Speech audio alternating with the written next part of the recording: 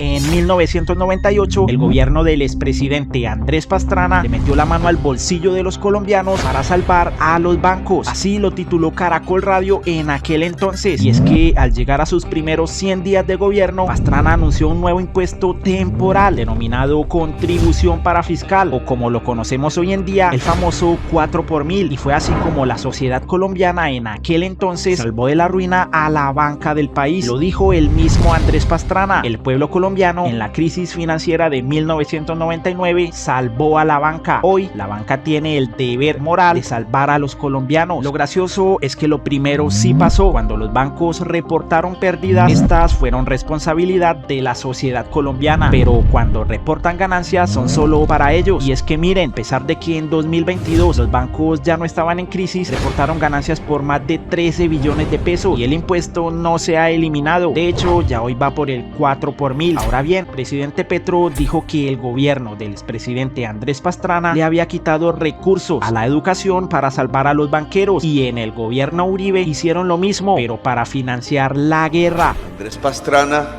quiso quitar unos recursos de la educación para salvar a los hombres más ricos de Colombia, los banqueros, en una crisis que por allá en el año 98 estalló. Y después, de manera permanente, en los gobiernos de Uribe, se aprobó que ese recorte se volvería para siempre, con el afán de abrir un espacio fiscal a la financiación de la guerra. Se volvieron armas, banqueros y armas. Posteriormente, en la posesión de la ministra de Deporte, Petro también dijo que la actividad física nunca debió perderse en la perspectiva educativa de Colombia y que se suspendió para ahorrarse unos dineros. No solamente la educación física, la música, las artes, la historia terminaron evaporadas de nuestra educación, es decir, por ahorrarse un dinero que querían destinar a la guerra, que querían destinar para salvar bancos, el señor Andrés Pastrana, presidente, condujeron a una mala educación de la sociedad. Estas palabras fueron compartidas por Noticias RCN. El dardo de Gustavo Petro a Andrés Pastrana en la posesión de la nueva ministra del Deporte, noticia que Pastrana compartió y le respondió a Petro: no se le olvide que en mi gobierno nos tocó reconstruir el país destruido en pacto con los carteles del narcotráfico, similar al suyo por sus negocios Ernesto Samper y José Antonio Ocampo. Por esta razón, el ministro Ocampo le respondió, palabras que Petro también compartió: siempre he respetado al expresidente Pastrana, le pido por tanto el mínimo respeto hacia mí. Ese pacto era que nos educáramos, no que nos fuéramos a la guerra. Ese pacto era que creciéramos como nación a partir del conocimiento y no que se beneficiara un grupo tan extremadamente minoritario como los dueños de la banca en Colombia. No sé si aquí hay algún propietario o propietaria de banco.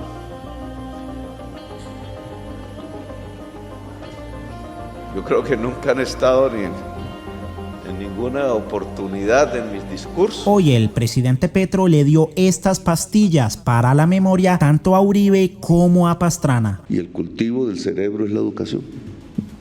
Y entonces, ¿por qué no es un derecho universal? Y si es un derecho universal, ¿qué papel tiene el Estado? Que se supone, de acuerdo a la Constitución, debe garantizar los derechos universales de la población. Pues hoy tenemos una lucha parlamentaria, un debate público interesante al respecto, porque los dineros durante todos estos años de la educación pública superior que están en el Ministerio de Educación se han utilizado para subsidiar la educación privada.